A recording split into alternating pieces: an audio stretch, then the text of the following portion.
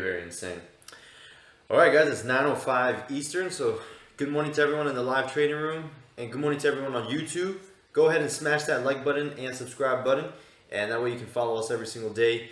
And hey, man, we're just literally printing money here at Stack Trading. Yesterday was an incredible day in the markets.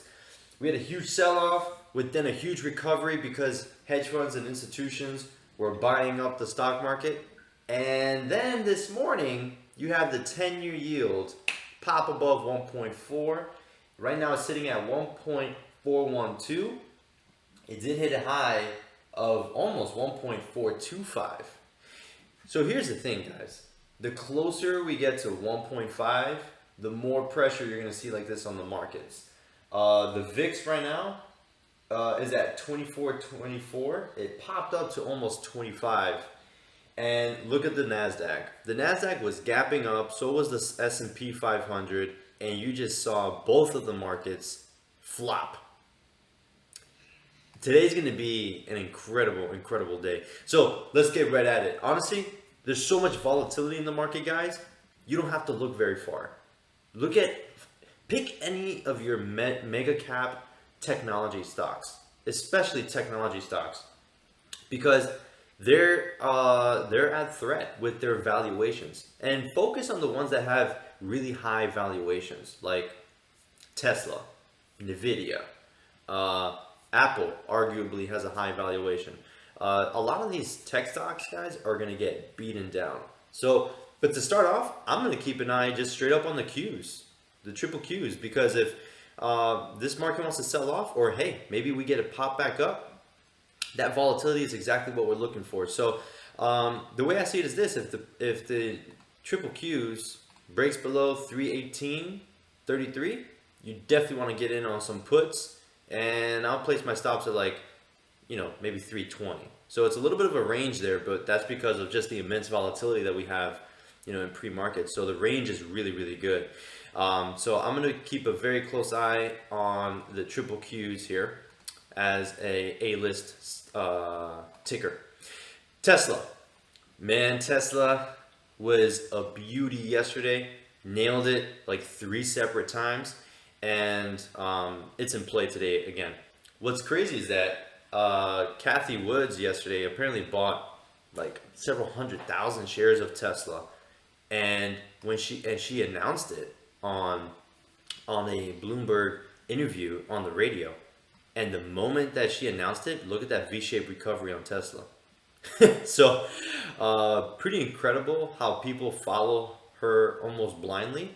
And hey, man, that's why Kathy Woods is someone that is frequently talked about, not only in the day trading community, but also on networks like CNBC and Bloomberg. So Tesla, I just wanted to get that perspective so you understood a little bit why Tesla just had such an immense rally yesterday. Tesla's in play today again. If Tesla breaks below 708 level, I'm going to go in for some puts. But if we can reclaim like the 720 area, 722, I would have to kind of gauge how the market is doing to see if we want to go get some calls on Tesla. So it really just depends right now, guys, on how the market's going to react at the open.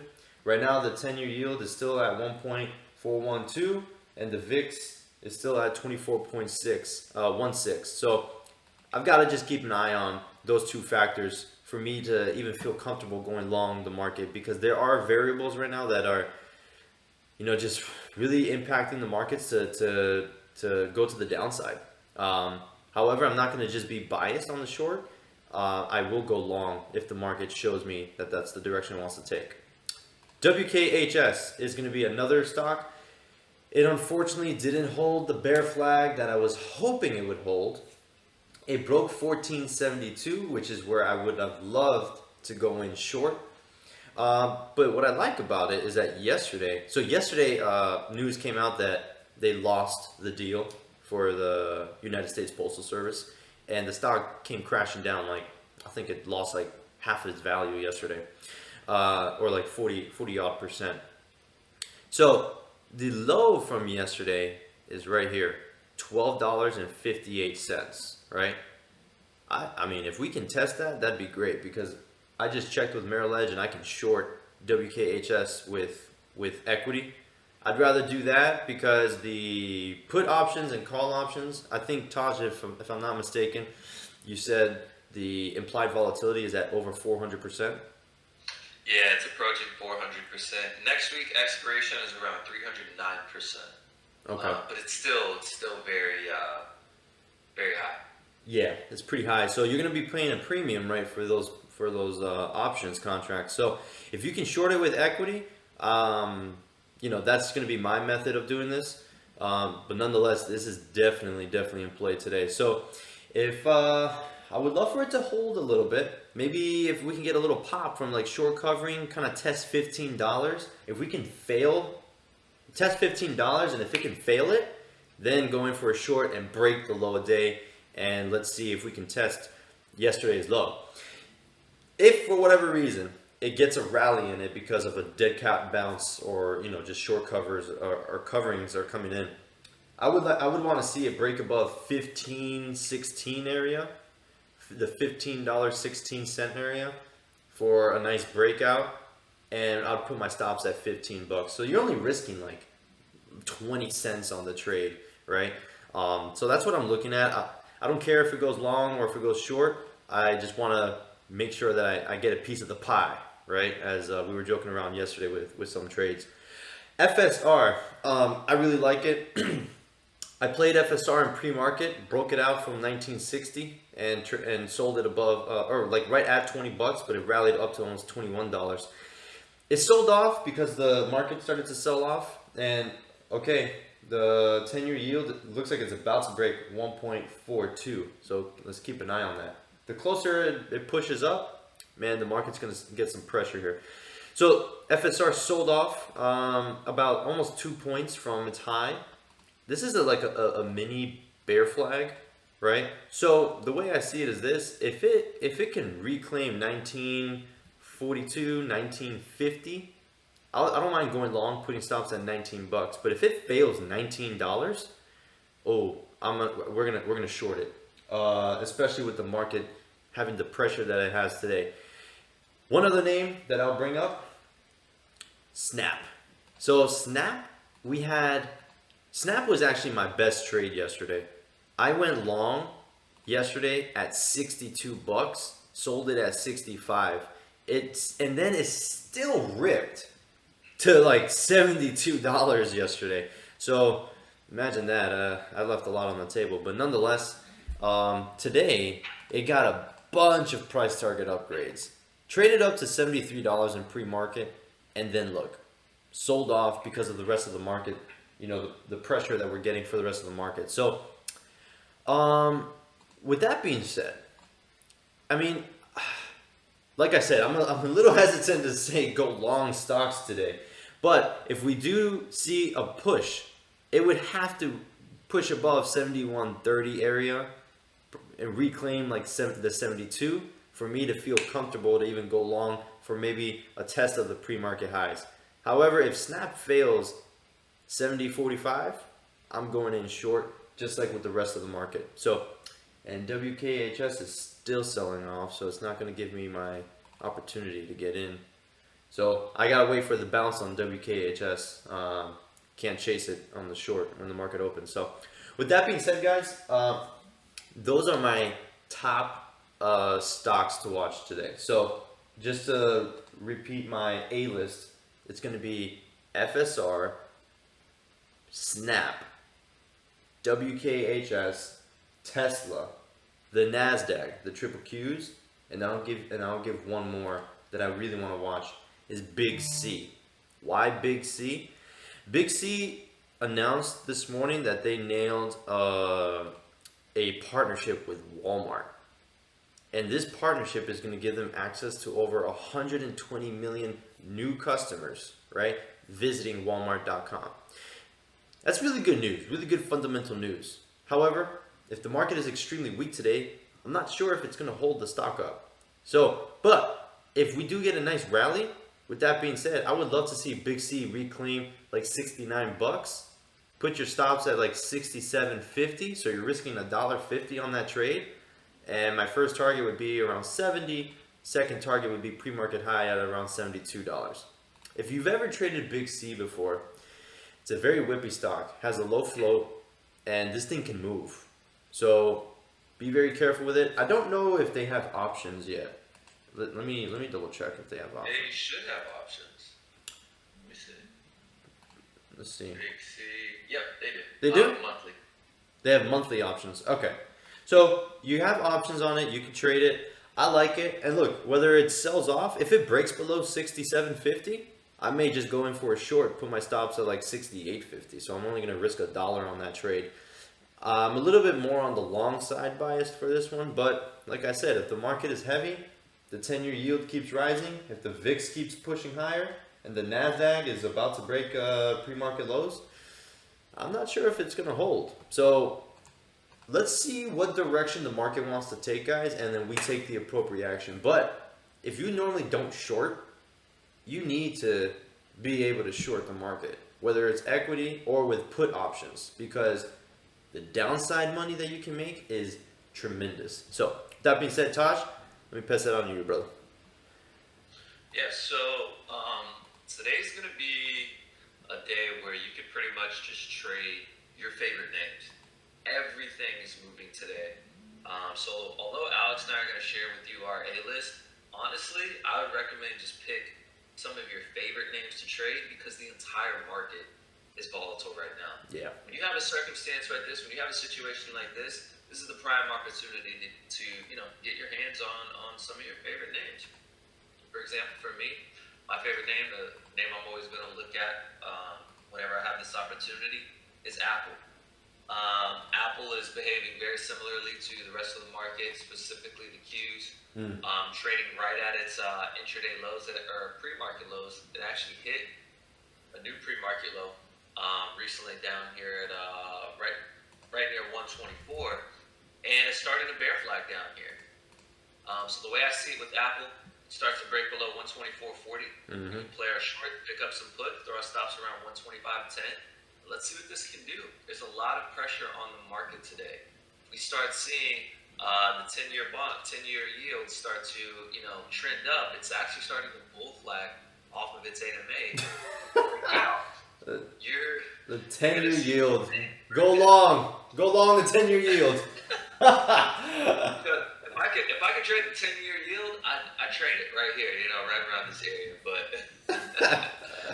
But nonetheless, we're gonna see some pressure mount. Yeah, look at the 10-year yield back up to 1.42. So definitely keep a very close eye on Apple for that bear flag breakdown. Now, if the 10-year yield starts to sell off and for some reason the market starts to bounce back up, we can look for longs on Apple at 125.10 and throw our stops just at right at the low 125.40 and see if we can catch a relief bounce. Yeah. It's very hard to see that happening today, as strong as of a day yesterday was, and I'm not saying we're coming back down to yesterday's lows or anything, but the 10-year bond is going to put a lot of pressure on the market. Alex kind of mentioned early on is that the algorithms are kicking in when the bond level starts hitting these prices, and that wasn't a joke at all. That's a serious thing that happens market-wide, right? When you see every name sell off because the 10-year yield is at these levels, that's the algorithms kicking in and aligning itself with the 10-year yield. So another name I'll be keeping an eye on, again, a name I love to trade, NEO. NEO had an insane bounce yesterday off of that support zone of $42 that I had drawn up here on the daily chart. Yeah. Bounced off nicely off of it, and you'll see a lot of names that I mentioned bounced yesterday right off of their support zones from early January. So it had a nice bounce, almost gap filled actually. It initially was gapping up to 51.50. However, we pulled back about 2 points off of the intraday highs, and we're setting up a bear flag as well for NEO. So the way I see NEO, if it starts to break below about 49.30, we can look for a short. There are stops around 49.85. Up 10-year yield just hit a new high. 1.423. On the 10-year. There it is. Broke out of its bull flag. Let's see what it wants to do here. You're gonna see some. You're gonna see some names start to come down. Apple probably already broke down. If I swap over to that chart. Look at the Nasdaq. Look at the Nasdaq about to break the low. Telling you, man, these algorithms, bro, they're just kicking in now. Yeah, this is the bear flag setup right here. You know, on the cues. So we're probably gonna see these plays trigger right before the market opens. Yeah, look at Apple. Apple's about to break its low. Yep. Neo. Neo hasn't triggered yet, so this is good. Maybe we can catch an entry on Neo. Right. But I like Neo if it starts to break below 49.30. Throw our stops at 49.85. And honestly, the pre-market low from earlier is 47.60. Oh, new high. New high on TNX. Let's see the other strong name from Snap. Look at Tesla. Snap's bear flagging as well. Yeah. Tesla is about to break. So what's nice is they haven't triggered yet. A lot of these names that we've looked at. So we're gonna have a moment, right? Hopefully a moment to catch some of these shorts. Twitter's another one that's setting up as well. Bear flagging right at the pre-market lows. If it starts to break below 72.35, we can look for a short. There are stops around 72.86. It's about a 50-cent risk. And there's really no resistance or no support until around 71.30. So there's a lot of room for Twitter to come down. It's going to be the same with Snap. Yeah, look at TNX right at its highs. Yeah. Ooh. It just made a new high, bro. 1.492. 1.429? Yeah. 29, excuse me, yeah. I was about to say 92. Market would be way down. Market would go right on the year. Yep. So also another name I'll be keeping an eye on is the S&P as well. The S&P is currently bear flagging down here.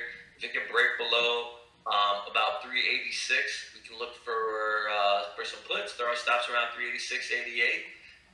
And let's see if we can break that pre-market low of around 385.24.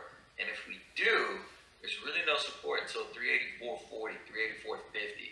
All right, so we're putting in a topping tail here on the 10-year yield. So let's see what happens there. Last name I'll be keeping an eye on is PLTR. It actually broke its bear flag here. It was bear flagging here around 26.77. The entry was 26.77, stops around 26.93. Yep. The current broke down, so we're gonna have to give this some time to give us a setup. Play out.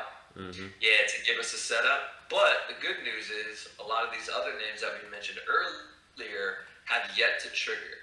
So, mark down those levels that we mentioned with Apple, the Qs, FSR, Neo, a lot of these other names, and look for the entry. WKHS, I believe, got a small bounce here. Yep. So if I'm looking at WKHS now, we can catch an entry at 14.50, and there are stops around 14.88 would have to be our stops currently. Yeah.